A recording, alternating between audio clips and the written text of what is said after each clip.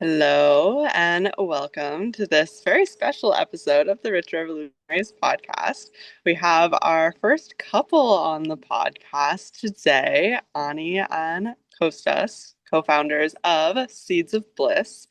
And I want to open up the floor for you to introduce yourselves and introduce each of your unique magic. Anni is a repeated guest, the most repeated guest on the podcast. So if you've been here for a while, you've seen her before.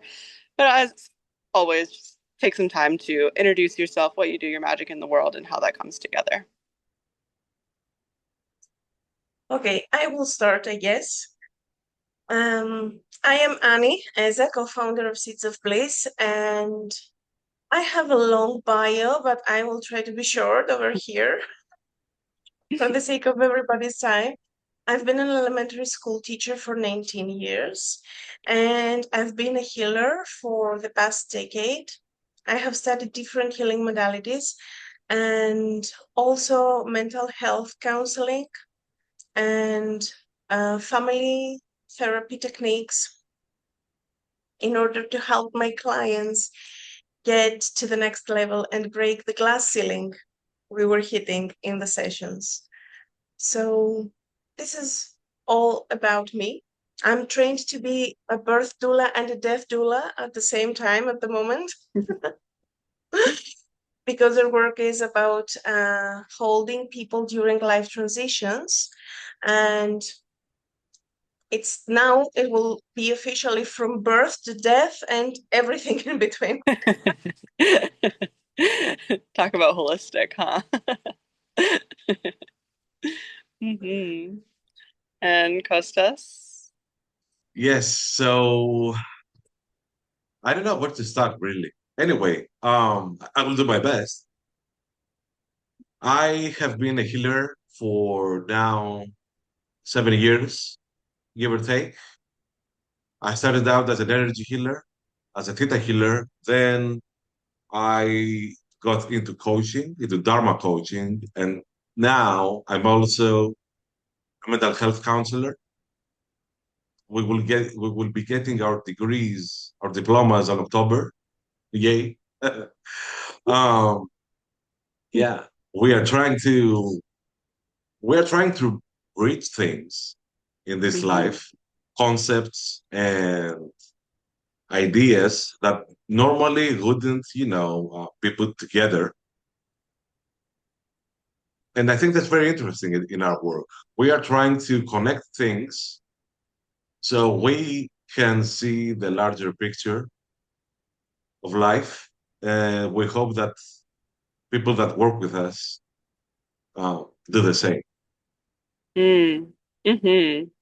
Yeah, I love also getting really deep into all the connection points of how like science and spirituality and psychology intersect with, universal law. And something that you may not know about me, both Kostas and Ani and the listeners, is that I'm also trained in theta healing. I worked as an energy healer for 5 years, and before that, I studied at a university level in psychology. So I am very familiar with a lot of these intersection points and bring them into my world in a different way. So I'm excited to dive deeper into that and bring them through for the audience. And an access point that I want to get into is your thesis. So can you tell us? I'm going to kind of make it a two-parter, and so one of you can maybe answer one part, and the other of you could answer the second part. So part one, introduce us to what is the focus of your thesis, and second part, what is it like to be studying at a postgraduate degree level with your partner that's also your business partner that you also live with? If you allow us, I think it would be better if we started with the second question first. Yeah, go ahead. Yeah. Okay, so what is it like for you to be studying with your spouse? Actually, in terms of studying together, it's like we're just classmates Hmm. for me. We do not present ourselves as a couple. We're individuals having the same direction in our career and interests. So this is why we chose to study in the same school, the same topic. For me, it's that simple. It's like studying with anyone else. But living together is a whole different aspect of life. And doing business together is another aspect. And those two get tangled together very often. It's not like you have a business meeting and this is it. You have a business meeting over your breakfast, or you have a business meeting on the couch in the evening while watching a movie. And you hit pause like, I have an idea. So there are no strict, firm boundaries around that all the time because it's not really doable. This is my experience. Go ahead and And share then, yours. and then, because you are talking about the business while you're eating breakfast and you have a disagreement, you get mad at each other and you stop the breakfast. And certain boundaries have to be set. So we did that. Yeah, we did that. But, at some point we had to stop. So we have set some, not really, set in stone rules, but we have set some boundaries as to how it is to be business partners together. As far as being students together, that's a different story there. So I don't know. I could be talking hours about this, but it's it's another whole experience being with your spouse together or studying something together because one of you will be better at some things and the other won't be better at some things. And tensions will rise because you will have some uh, negative feelings show up unexpectedly and they will surface and they will creep up at you and you will wonder what just happened. And you have to deal with that. This happened because this happened recently because we had our final exams now uh, a few weeks ago, and it's a very big topic. If I analyze it, it will be a huge topic. I think it's worth it. So to put it simply, we have in this school we attended, we have a really high passing baseline. We had to we had to score 80% or more. That's the Okay. baseline, the 80%. So I failed one of the tests. We had two tests. One test I failed at 79%. And Oh my Annie succeeded in that, although she hadn't studied it for it. God. So, and the funny thing is, I was prepared for the outcome. So I knew that it would happen. But the thing is that when you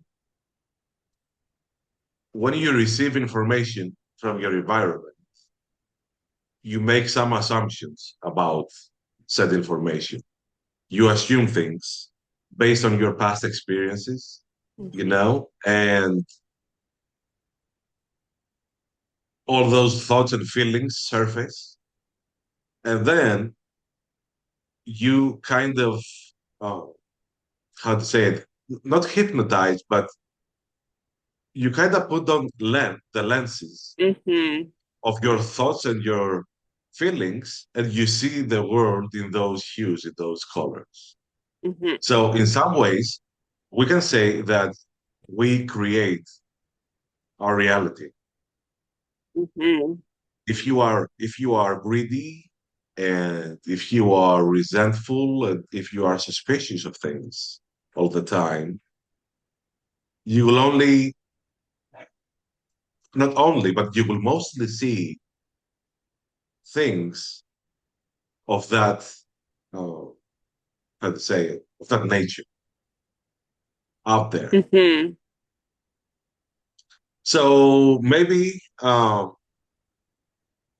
what I just experienced in those two tests, or one of them, it was a self-fulfilled prophecy, some kind. Hmm. And in that experience, do you feel like having those like emotions and feelings and thoughts came up, gave you an opportunity to kind of move through them and maybe like see reality from a different lens? Because it sounds like now that you're talking about it, something has shifted for you. You're not like in the experience as much. You're able to have that like witness perspective. It, I have two changes because of the work I have done over the years. I have developed, I don't know, I think it is an incredible ability to experience things before they happen. Yeah. So, so all the how to say it, all the negative feelings I would have felt on this incident, I did weeks before it happened. Hmm. And obviously, I never got to fight with Annie because of that. It's not my fault. Obviously, yeah, if it's anyone's fault, it's my fault. Yeah. Uh-huh. So, yeah. So when the event occurred, it didn't bother me because I had Hmm. already been, through the waves. So Hmm. it didn't bother me. And when it did happen, I also saw things from another perspective too, from several other perspectives too. And I think those kinds of experiences are really great learning experiences. Hmm. Yeah, absolutely. I had a similar um like progression of events with my partner this weekend too, and in terms of like well mine wasn't such a result of a test, although we could say it's a universal test. It's my relationship towards the masculine. I sometimes experience this like extreme defiance and in situations where he's just taking leadership and asking me to do things, but it comes out as like a demand and I'm like, you can't tell me what to do. And then being in the day retreat environment, it's like that wasn't working. And so it kind of came to a head and I was able to see it from a different perspective of like, I know I can trust my partner. I know that he's not trying to control me. I know I'm free to do what I want to do. And there are some circumstances where logistically it makes most sense for me to just listen and do what I'm told. And so that has shifted for me. And it's I think anytime we have a big emotion or like a quote unquote rupture in the relationship where there's some type of like conflicting event within ourselves that can be projected outwards or if we're in our mastery it can be held within ourselves and alchemized.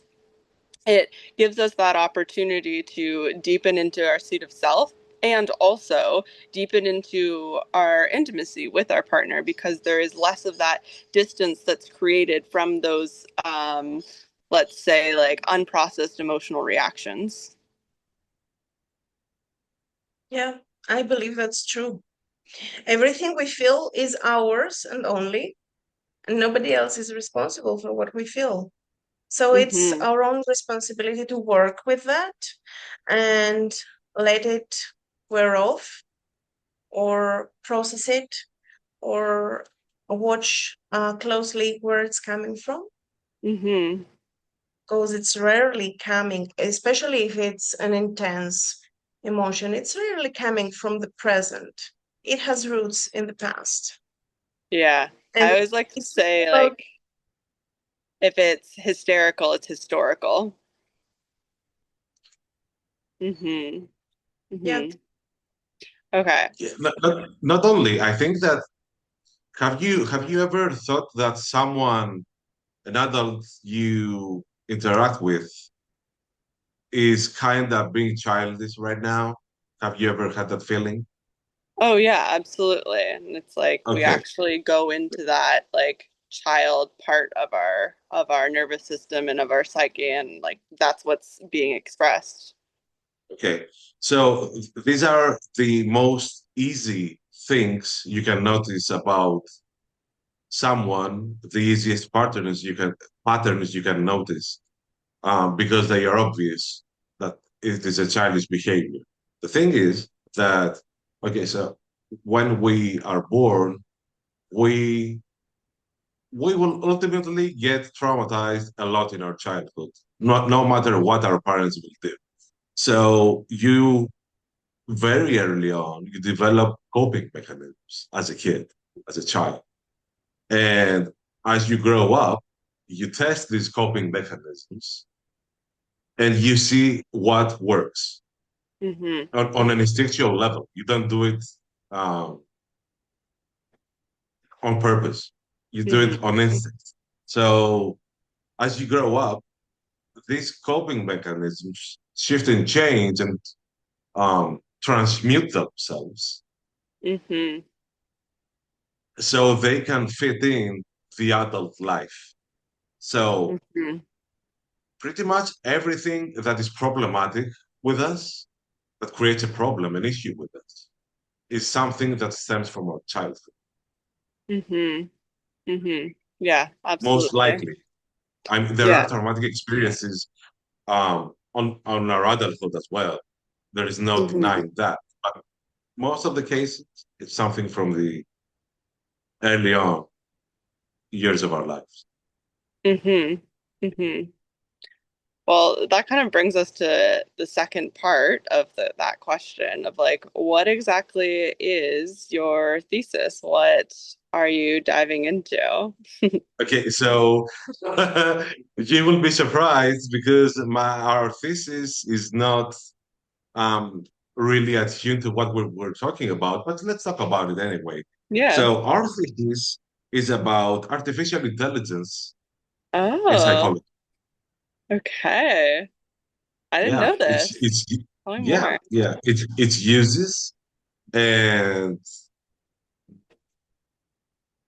its limitations, its usefulness, The everything. ethics around. The ethics around it. This is Hmm. the most important part of the study.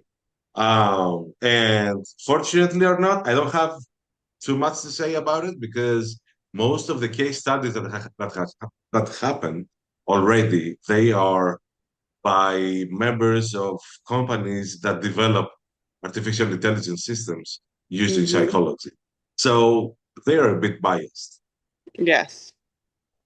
But the indications show that although there are no real evidence-backed positive results, the audience seems to be fond of those systems and they find them useful Hmm. um, so far. But there is a bigger picture of it. Hmm. So to put it simply, artificial intelligence right now they are very limited to coping humans, um, and not in a good way. They try to Hmm. imitate us, but they don't succeed in it. So Hmm. it's pretty much obvious they can't help you much. Uh, It depends on what you're seeking. If you're seeking validation for every thought that is present in your head, then they can help you. If you want to kill the neighbor because they are yelling and this annoys you, they can help you. They can validate those opinions. Yeah. yeah, when we are talking about psychotherapy and therapy in general, the how to say it, the premise, the context of it is change, and Hmm. an AI cannot change you. Yeah. That's for sure. Cannot help you Hmm. change. Hmm. Yeah, I Um, myself have been very well versed in psychotherapy. I was in therapy for 10 years and both studying it as well as being like on the receiving end. Um, the therapeutic relationship is accountable for like I think most of the results that you're going to experience in that space and whatever methodology, some modalities and frameworks are going to work better for different people, but the essential nature is that relationship component because what we experience that is troubling us, that's creating these ceilings, is has been created in a relational context. And so that shift, that change, that repatterning can only happen in a relational context. And as much as we can, we have relationships with everything, have a relationship with AI, there isn't this like mm, foundation of reciprocity that exists with like attunement and nuance and discernment and soul really. That's there's something that comes through like even in a classical therapeutic setting. Like I've had like spirit guides, like power animals, ancestors come through, and luckily I've been blessed with some very open-minded therapists, but there is that more than human aspect that is just not available to us from artificial intelligence. Exactly, exactly. The I think Mm-hmm. we call it therapeutic alliance. What you described, the relationship Mm. between the therapist and the receiver. Um, so I agree with you completely, 100%. But I want to change what we said a little bit. So right now, we are talking Okay. about AI not being not being sufficient to help us, right? Because of the nature of the thing.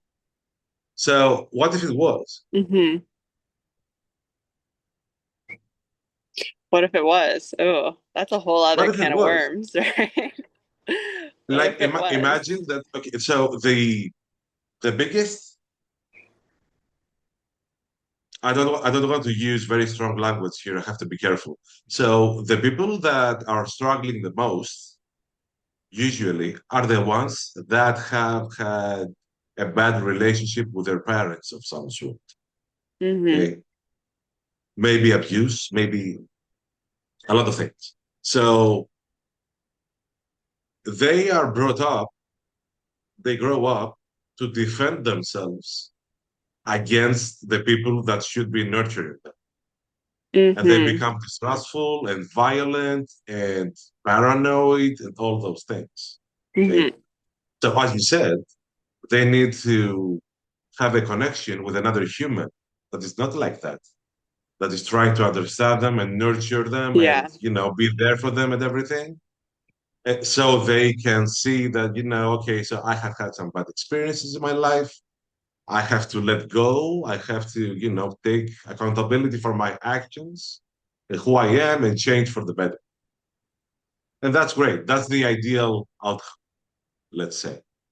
So, what happens though if a machine does that for Well, I would say the first thing that goes to mind is that it just like becomes this self perpetuating like thing where you don't have a good relationship with humans, so you go to a machine and then you create a relationship with the machine, but then it's not fully human, and so then you still don't trust humans and you trust the machine, and then like what does that do to your sense of self, your sense of attachment, and what is possible for you in terms of like intimate relationships. them? Exactly. And how you perceive society Yeah. And yourself, and yourself, of course. you're a Yeah. human. Hmm. Now I'm kind of understanding more why you have like human transitions in your bio. I was like curious of why the specification, and now I get it. In the age of AI, that is a distinction that is going to become more and more important. And I want to shift the conversation a little bit to your relationship and how you both met each other. And then later on the road, how that developed into becoming co-founders of Seeds of Bliss. What was the seeds of Anni and Costa? Okay, we met each other. I think the first time was at a bar. I went out with a mutual friend of ours, who is now our best man, Mm. and it's how we met. Mhm. And then we exchanged phone numbers. Oh no, yeah. And we went on a date that lasted practically 12 to 13 hours. Yep. Yeah. If it was a movie, it would be the cheesiest movie ever. Ah. It would have so many tropes from classic movies. Uh, so yeah, I wasn't the healer at the time. Annie was. And at that day that we went on a date, like we had agreed we would meet up in the morning because she had work later on with her sessions, and everyone canceled on her that day. It's like And rearranging. I'm not even exaggerating or lying or anything. That's true. It happened. Uh-huh. It happened. Everyone canceled. So yeah, we met at the morning and we um ended the date at dusk or so, night, like Midnight. midnight. No, I don't think it was midnight. It was earlier. But anyway, we were together all day. This was the first date. Hmm. And from then, things started to unfold really naturally. And we found ourselves living together after a week and getting married after 40 days. Yeah, Yeah. Oh my goodness, I did not know this. Yeah. I can't say I'm surprised though. I feel that when I hear about people's stories that have this like divine union template, and it does tend to be quite a an accelerated timeline. Yeah, it's fast, but it's fast on the outside. When you're in it, it's really normal. Yeah. yeah, it felt normal. It felt normal. And from minute one, we have had our differences. We are quite different, Danny. Uh-huh. So when we first met, I wasn't into anything of the spiritual sort. Like I didn't believe in anything of that kind. I was very structured, very scientific, evidence-based logic and stuff like that. Hmm. And Annie was the opposite.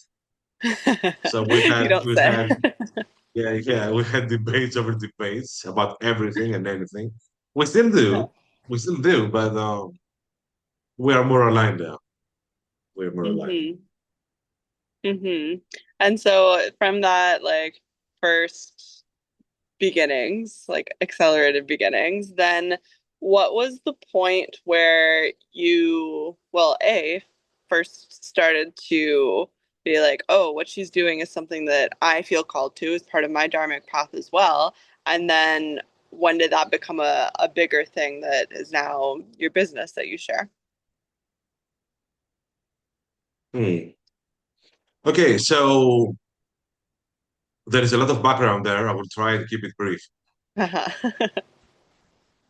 My father always believed that I should be a therapist because he could Oh. see that I could be very analytical, but at the same time I could be practical and do some shortcuts and get to the root of the problem. Hmm. he could see that I have that ability. It's not that I didn't believe him, but I didn't care. But at the Mm, same time, ever since I was about 17 years old, I have been working the odd jobs here and there. And later on, I tended to stay longer in some of them. But all of the jobs that I have done in the past, they were always aimed at making other people happier. mm-hmm, So the jobs I have done the most, I've had done the most, it was a hobby store manager and a cook. So I cooked mm, meals and people enjoyed them and had a good time. And at the hobby store, it's very really self-explanatory. They came in there to have fun, do their hobby. And yeah, all of my life I have been unknowingly, I didn't realize that until after I started being walking down the path of the healer. All of my life, I have been doing jobs that made other people happy. mm-hmm, And Annie told me that she saw pretty much the same thing as my dad saw in me and more. So she told me you should give it a go. And I was like, mm. okay, let's give it a go.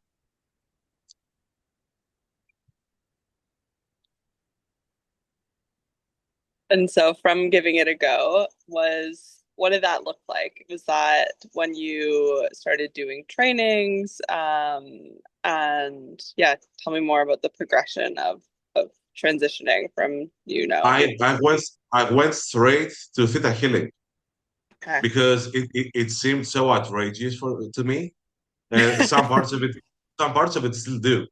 I Yeah. still find outrageous, but it was an eye opener because I could see my limitations as to what I thought it was possible and what um, other people believed in.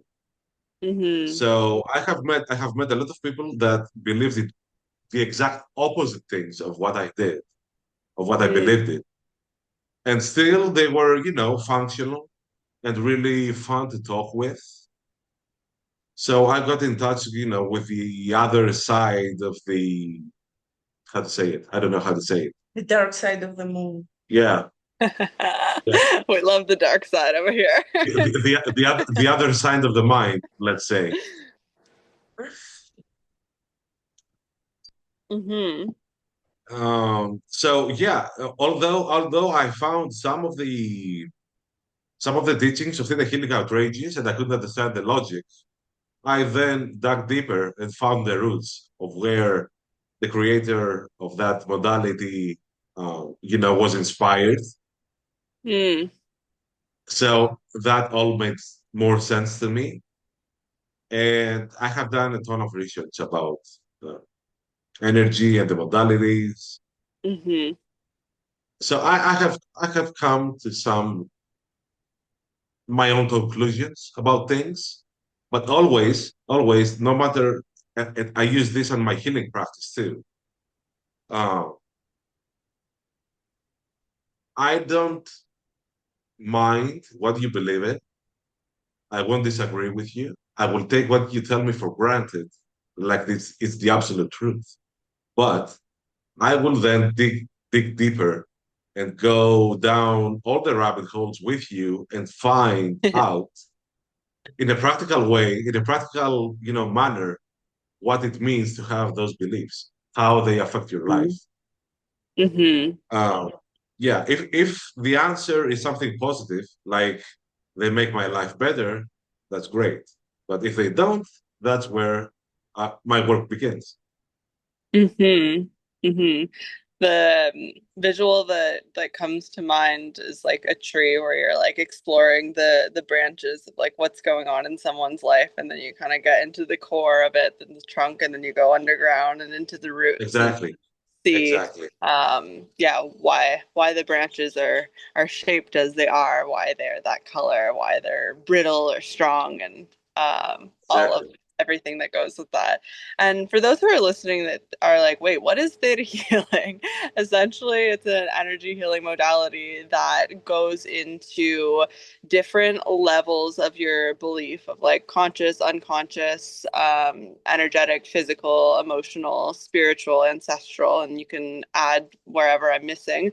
And shifts the energetic component of that belief into something that is going to be more beneficial for your life. And I've had some absolutely like mind-blowing mystical experiences with theta healing, everything from with a hands-on session having this really potent visual of someone's like DNA structure like reconfiguring itself in this like golden light like pouring into it and um like on the physical level I could see that her body was having these like micro movements, her breath was shifting, and it was this profound transformation in the realm of how she was perceiving a specific situation that happened in her childhood. And I can see the progression of how that has shifted um, for her to take more like self ownership and leadership from her life. And, though that uh, we could say like victim complex when we're in the belief that life is happening to me, these things are happening to me, gets to become life is happening through me and I get to co-create with it. And I'd say that is kind of the essential core of what theta healing is and can do for people. And I'd be curious to hear um, more of maybe an example of how you work with it, of like a client case study, if you want to share. We don't work with theta healing as a separate modality anymore. We are drawing threads from everything that we know. Yeah. And actually, we have our own modality these days. Hmm. Tell me more. It's a structure like the Jenga game with the cubicles. So it's structured enough. It has certain steps, but you can change the steps. Mm-hmm. And you can stay as long as needed in one step until it gets integrated. And we touch the physical body and the nervous system, emotions, feelings, trauma, mind in terms of thought patterns, the behavioral patterns, so many things, so many components. We're bridging the Eastern philosophies with the Western classical therapy because we believe humans are wide enough to not fit in the boxes. Mm-hmm. Mm-hmm. We kind of got away from the question of how did you first launch your business together. We got into the pathway of how Kostas became a healer, but then when I can imagine you guys were kind of just doing this on your own and then at some point came together. What did that decision look like? And now that has become having your own healing modality, and then we'll kind of go next steps after that. Okay. I think it was during COVID when we Mm. decided to launch the It, business. it, it was during COVID that we decided because the number of sessions kind of exploded, Mm-hmm. and we thought that we need to.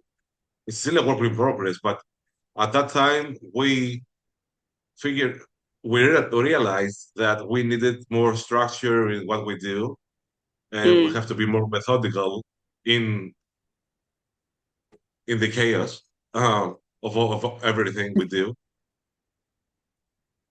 So we decided to, unify our practices in one, create our business, and reaching out to other people as well. We're still, we're always looking for new partnerships. Mm, We have had some amazing partnerships so far. And anyways, so we launched this business on 23, 2024, I think. 24. Yeah, mhm, 2023 was the branding. Oh yeah, the branding. Yeah, The that took a while. That's yeah. Anyway, it was about 3 years ago that we launched the business. Um, Coincidentally, the logo of our brand originally was supposed to be a tree and the branches that you mentioned mhm. earlier. But then we changed our minds anyway. And yeah, that's the purpose of us coming together as a business was we could do it separately too.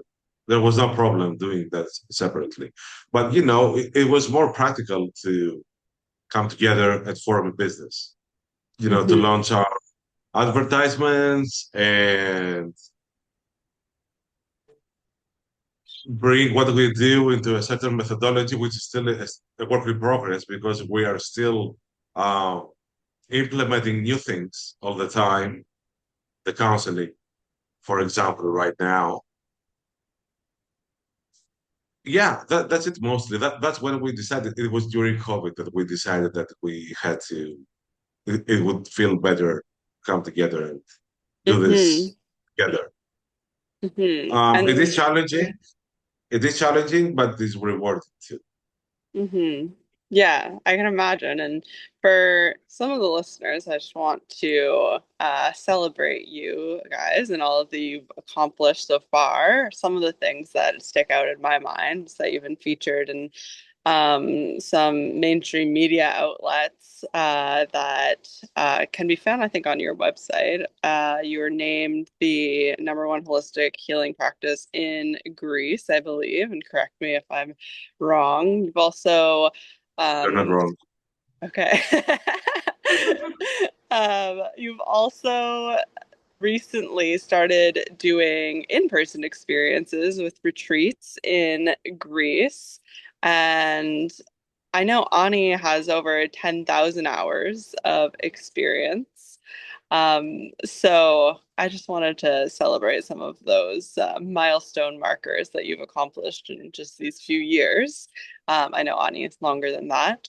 And I want to get a little bit deeper into what it means for you, in this season of life to work with human transitions through like seasonal capacity recalibration. I know we talked a little bit before we started recording that this is something that's evolving and you're finding new language to make it accessible for more people. But my question is, who is it for, and how are you inviting them into that now?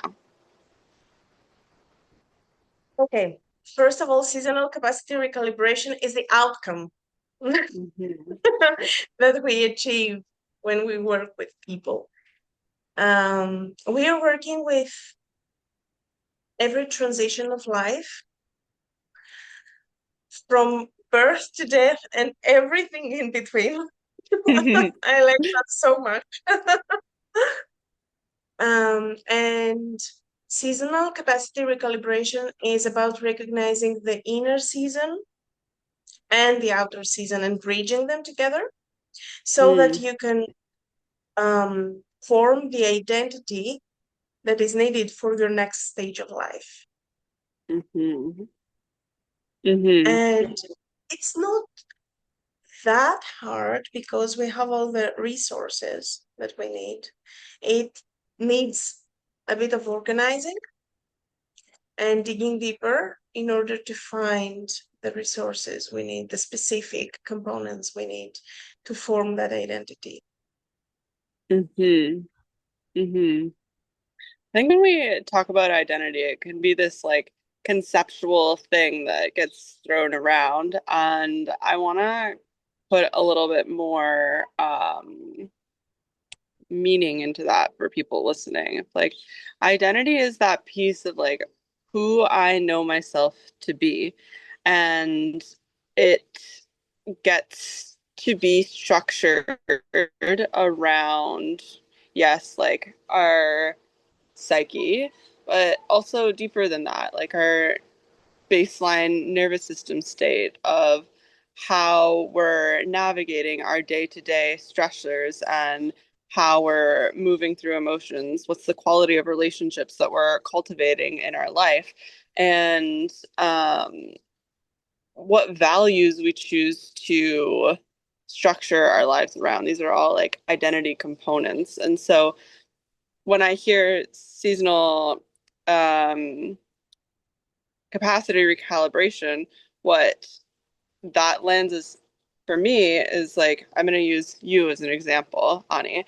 You, during the majority of the year, you're also a primary school teacher and have your healing business, and you're writing books, you're studying for your thesis, you're doing a birth and death doula training at the same time. I'm sure you're also keeping up with friends and family and all of these things. And that requires a very large capacity, right?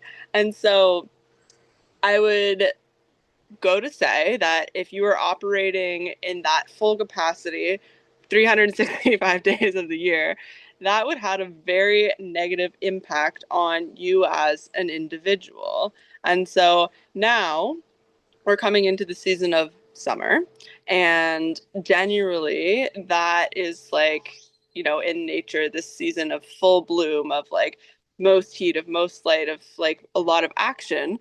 And what I'm seeing and hearing from you is that you're more of in a bit of like an inner winter. You just finished your thesis exams. You just concluded the school year. And so now you have less that's occupying your capacity. I'm sure you're still keeping yourself very occupied with a million creative projects. But how does that, how does someone who isn't, in a career that um, structures it like that for them to have certain parts of the year off, how do they um, create a context that is going to, one, build awareness of the different seasons, and B, then start to create the structure for themselves? What's some of the patterns of both like symptoms and solutions, let's say, that you see as trends in your client work? Very often we see different types of burnout. Mm, Burnout is the outcome when you do not respect the season you're in and your needs. And the solution to that is first to slow down. Otherwise, you cannot observe, you cannot witness yourself and what's happening. And from there, we can move deeper and understand what is happening, why this is happening. How did you create that reality for yourself? What choices brought you to that place? And how you can change that without your life collapsing or mm, the roof falling on your head. We don't want that. We don't want to destroy your life. But I think it's a very unique experience for every person. mhm, And it's really important for me. For example, it's really intense how I used to be disconnected from my body in the past because I was always a career woman since I was studying. And now I can feel my body. I can feel the response that tells me, you have to stop. You have to take a break. I feel, for instance, that I cannot watch TV. When I'm overstimulated, I cannot watch TV. I prefer reading the book because I do not consume any images. Those are Mm, heavy for the nervous system. So when I'm overloaded, I cannot intake anything else in terms of images. I cannot be on my phone first thing in the morning. I can hear my nervous system getting fried, like literally. I can't do that. So there are many things that are very personal for each one of us. mm-hmm, mm-hmm. I like that you brought forward those examples because I think it's very common for people to just turn on the TV or, scroll on their phone as a way to like turn off their brain. But what you're illuminating here is that you're not actually like turning off your brain, but that you're just adding more stimulation that creates further disconnection so that you're not feeling the overwhelm and then it goes into that zone of numbness. Yeah, exactly. You're not Hmm. turning off your brain. You're turning off your self-awareness and your self-consciousness. Hmm. Hmm. This is what you turn off. Hmm. Mm. And then I want to hear from Kostas because you're our first man on the podcast. And your system biologically is hardwired to function differently than women's. And so, what does this seasonal capacity and understanding your rhythms look like for you in your life?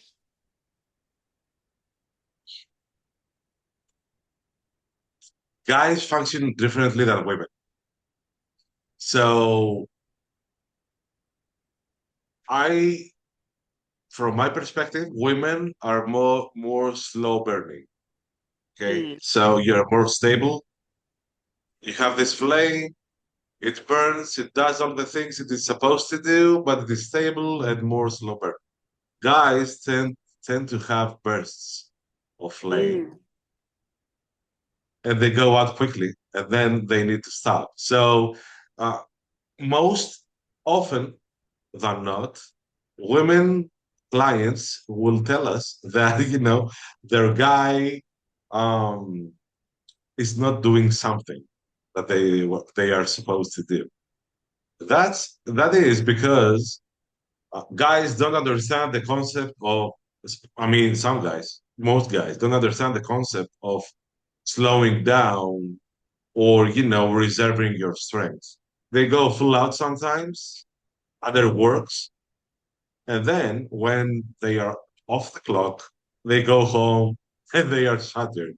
So they mm, don't have the energy or the mental capacity to do anything that is even a little bit strenuous. So that creates friction, obviously. I think it's probably the number one issue couples face. mhm.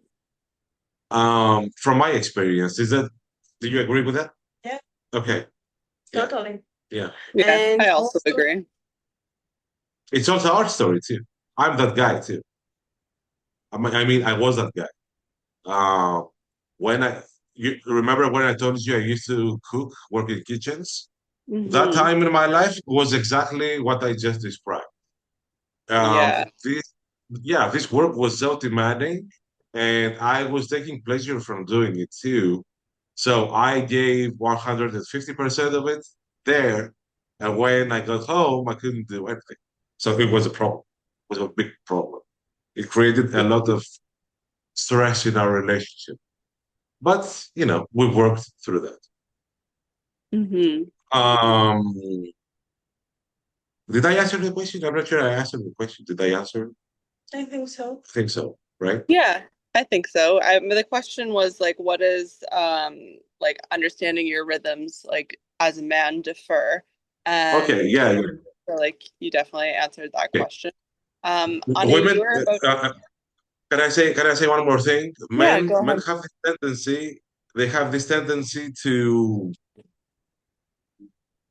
They will not stand up for themselves when they are being mistreated. They are conditioned for society, to overwork them. So when Mm-hmm. when they are asked to do more at work, it's perfectly normal for them, and they don't um, refuse. They don't stand up for themselves, and that creates an issue. Whereas women on the other side, they most always they stand up for themselves, and they are trying to set boundaries. Men usually don't set boundaries, especially in their workplaces, and when it's time to go home, um, they set the wrong kind of boundaries there with their spouse or their Mm-hmm. kids. Mm-hmm.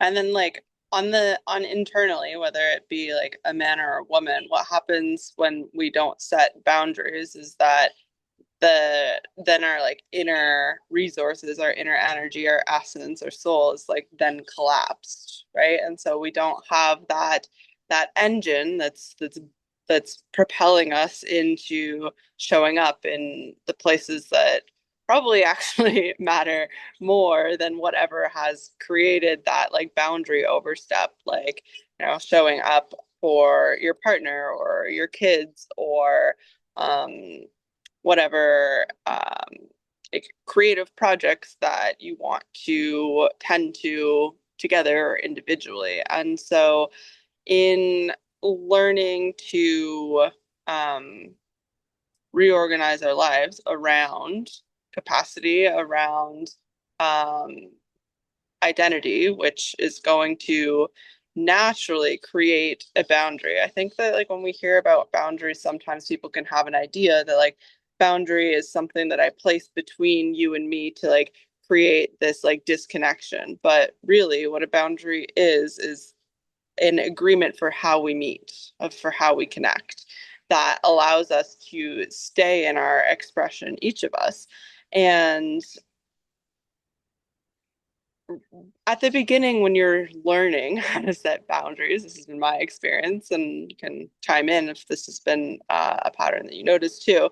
It can, when a system is collapsed, it wants to reestablish like equilibrium by going into the opposite expression. So we have collapse and we have hyperarousal. And so when we first start setting boundaries, it can be this like fiery thing of like, no, no, no. And it does kind of create that disconnect.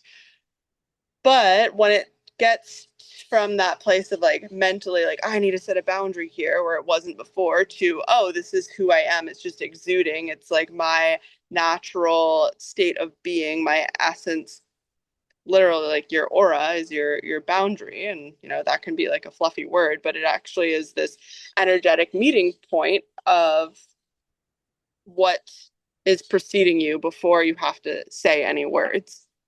And so I wanted to offer that as like this reframe on identity, capacity, boundaries, and kind of weaving them all together as we're beginning to close up here. So is there anything that you wanted to add to that before I transition us into the end of the episode? About boundaries, About boundaries or anything else that's left unsaid? I think boundaries are an act of love. We set Mm-hmm. boundaries to protect the relationship from ruptures. Mm-hmm. So if I do not explain to you how I function, what I need, what I can give, and how we can work it out together, then the relationship will not thrive for sure. Mm-hmm. Mm-hmm. I think most of the problems in human relationships happen because some words and some concepts get twisted. One of those words and concepts that are twisted is boundaries for me. Mm-hmm. So I will use a very present thing, the World Cup. So, you know, the World Cup, right? Guys are playing Yes. soccer. They are playing soccer from all over the world. So Uh-huh. the field, the field in which they are playing soccer, the game, it has boundaries, Mm-hmm. and the players are all inside those boundaries. So it is the boundaries are not set to separate you. You are together inside those boundaries, and you Mm-hmm. play ball inside those boundaries together. That's your playing field. Mm-hmm. Mm. That is such a beautiful example. Thank you for bringing conversation. And as we wrap up here, I want to open the floor for you to um, let the listeners know where they can connect with you and anything that you're inviting people into in this season. You can find us on Facebook, Instagram under the handle of Seeds of Bliss. You can Mhm. also find us on our website, seedsofbliss.life. Um, okay, so the seasonal recalibration, what it essentially means is that we can help you deal with stress and pretty much any negative emotion that emerges during your life, during this, at the present time of your life, because of changes. Something has changed and you're struggling with it. So we can ease, that procedure, let's say. Mhm. And we want the offer, like the bloom. The offer is bloom because when Mm. you recuperate, you can bloom. And blooming looks different in every season of life. Mhm. It's Mm. not the same. So Mhm. this is the offer. It's about altering sessions with me and Kostas so that you can find your way through the change and do your own personal decluttering in your physical body and Mm. your emotions and your belief system so that you can move forward with ease. Mhm. Mm. And Good. I want to add something to that. So Yeah. first of all, we're not limited to a religion because everyone is welcome. We're not limited to gender, sexuality. Nothing of those things matter because we believe that deep down in our core, humans are connected. They are made from the same stuff. The Mhm. stuff made the stars. Um, and the human experience is something. Yes, it is unique, but also it has really connective experiences in it. So we don't Mhm. differ that much. But culture plays a big role in our lives. I get it. But deep down, we are afraid of the same things. We love the same things. We bleed the same blood.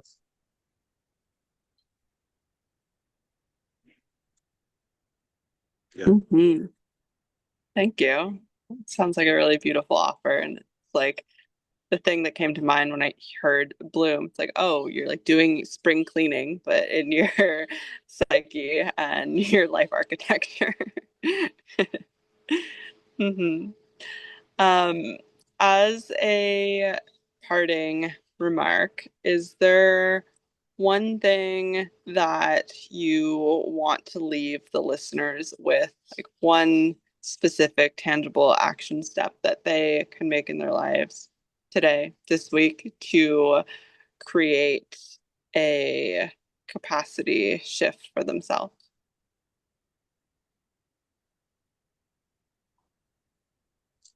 One, for me, it has been a golden key through every phase of my life. And this golden key is gratitude Mm. for everything. not for just the nice things, because Hmm. challenges are invitations to expand and evolve. Hmm. Hmm. I love that reframe. And for the listeners, if you haven't already tuned into the past two episodes that Anni and I have done together, you have some treats waiting for you in the playlist where we go deeper into how this perspective has developed through her life. And I'll kind of drop some nuggets of, your process with receiving a miracle in your childhood, of walking yourself through a season of immense grief and loss, and your unique perspective on the education system. So I'll leave those curiosity gaps there for people to go explore. Thank you both, Ani and Costa, so much for taking the time to sit down, have this conversation with me, to share your beautiful wisdom, perspectives, energy, and stories. And I appreciate you both. Thank you for having us. We Mhm. appreciate you both, too, both of us. And yeah, you have a couple of episodes under your belt. I have none. Now you have one. I have one. Yeah, I have one. And thank you also to the listeners for being here. If there's anything that came up that was an insight, a question, a curiosity, even a trigger, can reach out to either myself, Ani, or Kostas, or Seeds of Bliss, their joint account. Everything will be linked in the show notes to keep the conversation flowing. And we'll see you in an episode soon.